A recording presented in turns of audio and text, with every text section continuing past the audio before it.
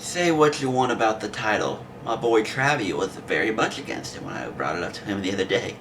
But I'm like, alright, you give me something better, and I'll consider it. Didn't give me something better. And I couldn't think of anything better. So you know what? We're gonna roll with it. Because I said so. My headlines, not yours. Ladies and gentlemen, welcome to the Divisional round. Roll that intro.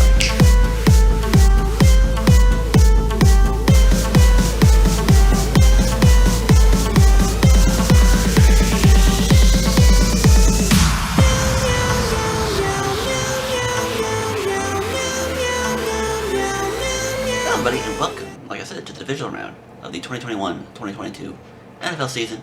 And my prediction picks, I'm your host, the Blind Canadian Cat. I say meow, I roll intros like that you have seen in the past. And after a great straight-up week and a middling spread and totals week, well, you can already guess where most of my shit went sideways. The Cowboys-Niners game, where I took the Cowboys to win in a shootout and ended up giving me nothing. And then the Cardinals to make a close game against the Rams, and again in a shootout. And none of those offenses realistically showed up. So that's where most of my failures come from. And then what was it? The Eagles couldn't back to recover, which I was close on. I did tell you, the Bucs are going to blow them out, and either the Eagles are going to try to come back, or the Eagles aren't going to come back at all. And I was right about that. Bucs went up 31-0. Eagles scored 15.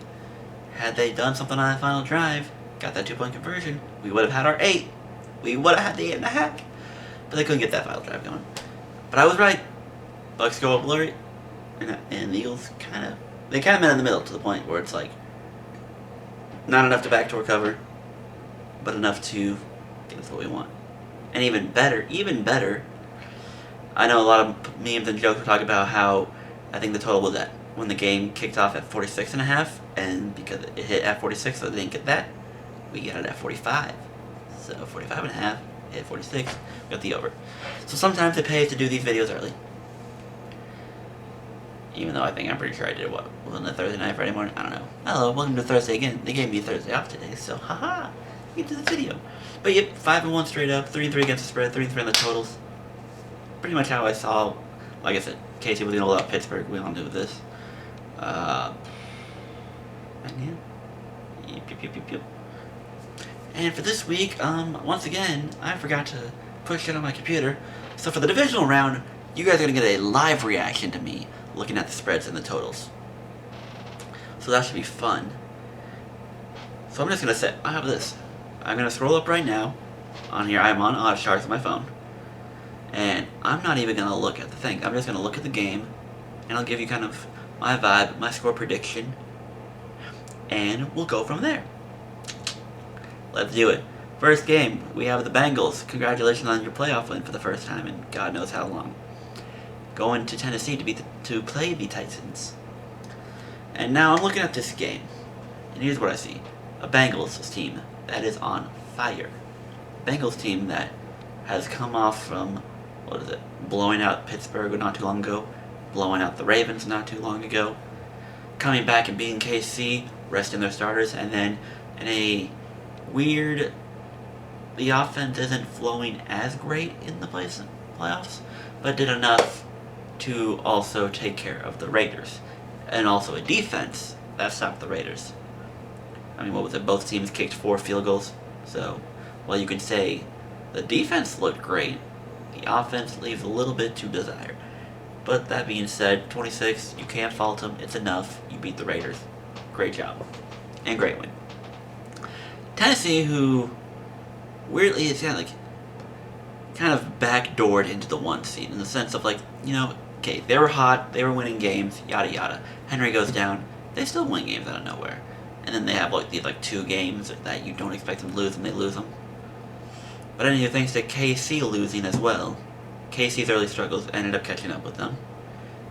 And because of that head-to-head win Tennessee got, they were able to secure the 1 seed. And now they get a Cincy team, like I said, who's on a roll, who's on fire. And Tennessee should expect to be having Derrick Henry back. Or that is the belief. Again, I don't really do much research when it comes to these games or whatnot, so this is just kind of the speculations I've heard from the internet, what people have talked to me. Henry should be back. So you got that going for you. You're in Nashville. You're feeling good. You're like, you have control of things. So it's like, you get what you want. Now you got Cincy, who you can say it's been like you got that monkey off your back. Your playoff streak's absentee streak's over. You got to win. You're feeling good. But that Raiders game, I tell you, it left a little to be desired. And with Tennessee, it's with Henry back now. And Tannehill, I won't say like improved or whatever, but like I think Tannehill's now at a point where it's like, okay, the system has worked. We're doing great. We've won this division. We have a good sense of things here. And that's just kind of where I'm with it. So I think Tennessee is going to understand the assignment. Hey, we need to win. Like, I mean, obviously we need to win, but like we should win. There's no reason we shouldn't beat a Bengals team who is now looking good. And yes, you can talk about last year when the Bengals beat the Titans when Joe was a rookie and yada yada. It was also in Cincinnati and Tennessee. Like I said, Tennessee does a good job of performing well in the regular season when no one expects them to, but then when they expect to be really good, they just kind of flutter and do whatever. So it's like, I get it, and like I said, at the end of the day, it's up to viewer interpretation how you want to do this. But I like Tennessee. I do like Tennessee in this spot. They get the rest. Henry's back, and if he's anything like we expect him to be, they should be fine. And Tannehill is smart enough now, and experienced in the playoffs, I should say. They should be fine. And if it's going to be another low-scoring game, because Cincy was kicking a lot of field goals, so it's a little room to be desired with Cincinnati. But I think Tennessee understands the assignment. They're a smarter team, a veteran team. They've done this before. And I think they're ready. I think they're up for this challenge. So I'm taking Tennessee to win this game. In Tennessee. Simple as that. And because, like I said, we're not looking at spreads, we're not looking at totals, we don't know who it is. So and then at the end of this, I'll just give out a score prediction. Tennessee. Cincy's defense leaves little to be desired, because at this point, how much faith do you want me to have in the Raiders? The Raiders put up a lot of points against the Chargers. Against the Chargers, have questionable coaching, and inconsistent defensive play. But not that I want to say Zach Taylor as heads and shoulder above as a coach, but I do think the Titans will put up more than the 19 points the Raiders put up. I do think they're going to get touchdowns. So I do think they're going to put up points. My thing more or less is, can Cincinnati put up points against this defense? Which with Jamar Chase, T. Higgins, Tyler Boyd, Mixon gets a little more involved, I think they can do it. So I do expect points, but I do expect Titans to win at the end of the day. So, let's go Tennessee 30. The Bengals, I'll say 24. So yeah, there you go. 30-24 Titans. What do you know? The spread's at 3.5. The total's at 47.5 for me. So we're obviously going over 50. So there you go. Tennessee straight up. Tennessee to cover 3.5 over the 47.5. That is where I'm at. Game 2, you have San Francisco visiting Green Bay. Congrats on the win, San Fran. Making me look like a fool because I was kind of hyping up the Cowboys as a team that I think might low-key be the team that comes out because Tampa's getting too injured at this point.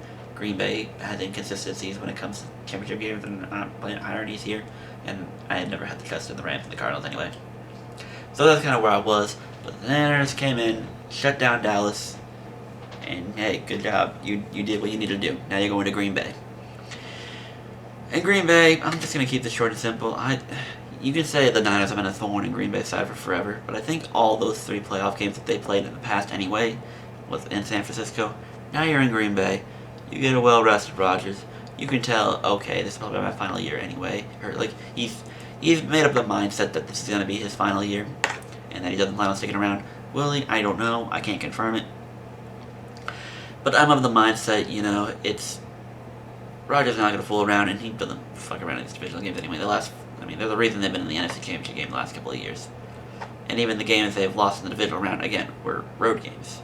You're talking that road game to Arizona. You're talking the, I'm trying to remember the previous road games. I can't. It's been too many years. guess road game in Atlanta, road game in San Fran, road game, whatever. I don't know. A lot of their playoff losses at this point have been road games, and even the conference championship last year was the first like home loss in a while. I don't think the Niners are going to be that team to beat them, so I'm going to take Green Bay. You could probably expect something similar to the Rams game last year, Green Bay, when they hosted the Rams last year with Jared Goff and the crew. You could probably expect something similar to that. Slow start because San Fran's got a decent defense, although the injuries with Bosa and Fred Warner, it's interesting. We're going to have to look into that. You guys are probably doing a better job than I am. So it'll be interesting to see.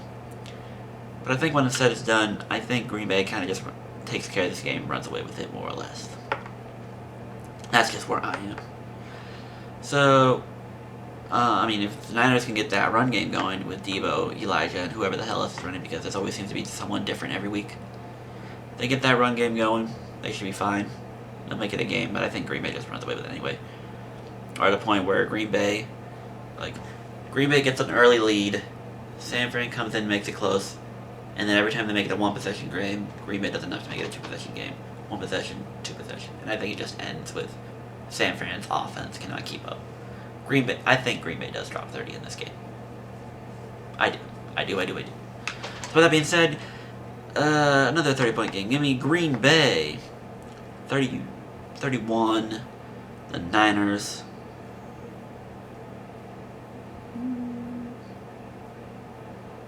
Nah. Actually, I'll play a little more respectful to San Fran's defense. Give me the Packers 27, the Niners, I'll say 20. 27-20, final result. Spring Saint says, Green Bay minus 5.5, total at 47. So 27-20 ain't gonna do jack shit for me, because that's the goddamn even.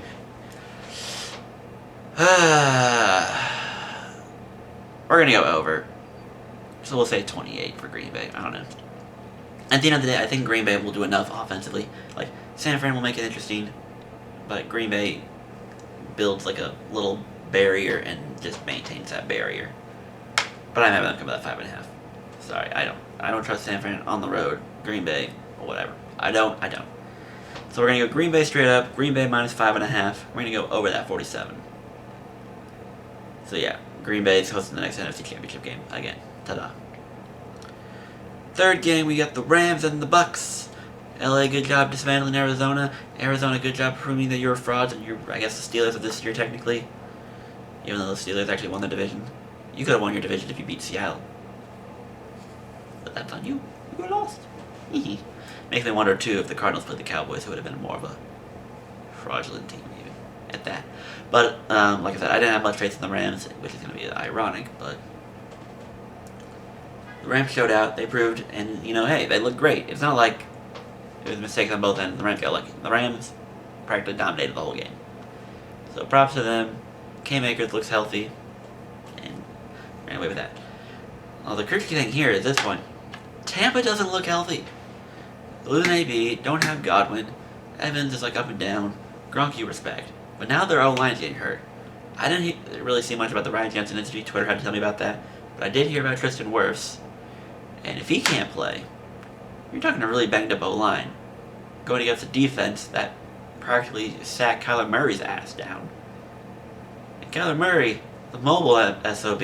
So Tom Brady, it ain't gonna be much smooth sailing for him. Donald and Miller and Floyd and the whole crew, yada yada. So looking at it, that Bucs O-line is gonna be in for a treat against that Rams defense. Now the Bucs again have had a inconsistent defense, but I don't know if playing Philly helps them feel better. But holding down Philly for as long as they did, you give them credit where credit is due. And of course, with Tom Brady, the Bucs typically be fine. More often than not, they figure it out. And it's just something as simple as that. With that being said, just like last year's Super Bowl, injuries play a key factor. And if the Bucs aren't going to have their full healthy O-line, then that Rams defense is going to feast. Which I think is what's going to happen. Whether or not the Rams win this game, I don't know. But I'm convinced Tampa's not going to be able to just cozy on its way to a 31-0 lead. I don't see that happening. I don't even think Tampa's going to get to 30 if they play four full quarters of strong football. I see this defense overwhelming. Like, maybe the Bucs get an early score. Maybe they get 2 early scores. 10-0 lead, 10-3, something like that early on. But I just think the Rams overwhelm. And if Matthew Stafford is that dude, can make a good enough plays, then I think the Rams have a chance. And as crazy as it might sound, I'm going to take the Rams in this game. Because, like I said, because of those injuries, because of that defense, I feel like they will overwhelm Brady. If not at first, eventually. I think they'll be a little overwhelming. So I do think the Rams will sneak this game. In a low-scoring affair, so it's defensive battle, yada yada, so I am not predicting a lot of scoring. So for the sake of it, we're going to go Rams in the upset, and I'm thinking 24-16. The Bucs don't score a whole lot, the Rams do just enough. Thanks to Cooper Kupp, who didn't have much of an impact in the Cardinals game, didn't really need to, but will probably have a significant impact in this game if they want to win. So, Rams 24, Bucs 16. What do you know? Look at that, the Rams are the underdog, and the total's that far. I had this discussion with Jeremy earlier because I did look it up when it first came out, because I was telling Jeremy, one of our Progs fantasy players, like, I don't expect this game to be high scoring. I don't. With those online injuries, I know. That defense swallowed Kyler whole, and while Brady is a better quarterback, he's not as mobile as Kyler. So, I'm in love with the under. I'm in love with this under. Take it as you will. Maybe Tampa overcomes that defense and they turn it into another shootout or whatever, like the game with the 37-27 when they played all the way back in September. I don't know, but I'm in love with this under. I'm taking this under 48, and the Bucs and the Rams. Who knows? Maybe Tom Brady's intellect makes the defense smarter and confuses Stafford to throwing 30 interceptions in the game. We shall see. We shall see. Final game, you have the Bills going to KC, a rematch of last year's AFC Championship game. Woo-wee. And the Bills looked amazing. Granted, you can say what you want about the Patriots, because you think about the game where the Patriots beat the Bills. Okay, they ran the whole time, and the Bills couldn't really throw much because of the wind. When the Bills can throw, and they can run their offense the way they want to, it's lights out. And the Bills' defense did enough. It was a great play for the first interception that Micah Hyde got, but then it was just kind of a snowball of them dominating the whole game. And what can you? It's like I said, rookie quarterbacks don't often succeed, and when the defense gives up, I think touchdowns on 7 straight drives, there's only so much you can do. So while the Patriots do have a good defense, the Bills just tore it up there. And then KC, so after a sluggish start, which you couldn't expect because Pittsburgh has a great defense, did its thing, rolled off, and what can you expect? Like I said, everyone and their mama should have known that it was a blowout game. You can understand the hypothetical, Big Ben's last game, yada yada, so maybe Big Ben will make it respectable, but no. Pittsburgh was a bad team that got some wins and got into the playoffs because other teams couldn't get wins. And then they got blown out by KC. It is what it is. But with that being said, it's intriguing to think. And you could legitimately go back and forth on the game, but I'm going to just be honest with y'all. No one's really beaten KC in this AFC team. No one's beaten KC in an important game outside of Tom Brady. Can we actually discuss that? Mahomes has been in the league. This is going to be his fourth. We're in the midst of his 4th playoff trip. The only playoff games he lost to Tom Brady. No one else has come close. Fucking Deshaun Watson had a 24-0 lead on him. And maybe if not for Bill O'Brien, who knows? But he goes on to score 50 points in that game. Oh, they outscored 51-7 out of being down 24-0. I'm at the point where, unless someone not named Tom Brady can prove it to me, I don't buy it. I can't buy it. And that's just where I am. So, until Allen can prove it, guys, good job. You beat him in the regular season. Do it in the postseason. Like I said, Casey and Mahomes at this point probably stopped caring about the regular season because who cares? Maybe in the playoffs. But now, well, I guess, well, that's a different discussion for another week. But yeah, like I said, Casey's at home. They've been practically unstoppable in every home game they've played. And like I said, Tom Brady's been the only one to beat him. So, prove it to me in the postseason that you can do it. You got up early, but then Casey smacked you around after that early lead in the AFC Championship game last year. So, prove to me you can beat him. Until it happens, I can't buy into it otherwise. I can't. So I'm taking Casey to win this game. I think they just figure it out. I think they do. It'll probably be like the Pittsburgh game where it's like low scoring here, or maybe the Bills jump up to an early lead because they have a more respectable offense in Pittsburgh. But once Buffalo's defense is tired out, Casey's just going to go on a roll. It's just what it is.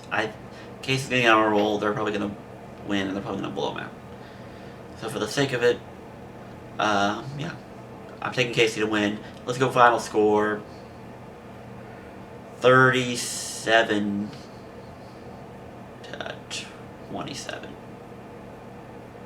That's just my mindset. Bill's got a great defense, but Casey's been unstoppable in the playoffs, and no one's been able to prove it otherwise. 37-27. Casey's only a 2-point favorite. People really have faith in this Bills team. I want to see it, Buffalo. I want to see it. So until then, we'll do that. And a total of 54. I said 37-30. Yeah, if Buffalo's defense is real, then this game will probably be under. But I think KC's offense is too respectable that I cannot take this under. Now, the Bills' offense, we'll see how they do in a meaningful game. But based on the way they looked against the Patriots, I'm convinced that either that was just pent-up rage over the last 20 years, or that they're actually that good of an offense. So, that's what I'm going to say. If the Bills are for real, then this over should hit easily. That's my mindset. And there you have it. We'll go one more time. Titans straight up to cover 3.5 over 47.5. Packers to win. Packers against the spread 5.5. And over the 47 we're going to say. Although it might just edge it, honestly. But we're going to go over anyway. We're going to Rams to upset Tampa. Cover their +3, obviously. And then go under 48. I love the under in this game, so I'm going with it. And then Chiefs to win. Cover the 2 over 54. These should all be great games. We should all get hopefully some nice shootouts. Probably a defensive battle with that. But either way, we should look forward to some great divisional games because the wild card ultimately underperformed a little, but you know what? It's okay. That's what we get for 7 seeds, letting you in the playoffs anyway. Let's get ready for an exciting divisional round. Final 8 to come down to the final 4. Who will it be? Will it be the picks I chose, or will I be wrong? Let's find out. Thank you all for watching, liking, rating, commenting, and subscribing to the YouTube channel. Make sure you follow my Twitter, CanadianCatCP, my Instagram, Blind Canadian Cat, my Twitch, The Blind Canadian Cat, and join my Discord server, TBCC's Public Letterbox. Come chat with me, come chat with my friends, and also join the other Discords I'm in, where you can make a lot of friends and enjoy yourselves and become one with us. That is all. I am CRP of the TBCC. I say meow. I roll intros, but I also roll outros. I'll catch y'all next week. Peace, love, and trust.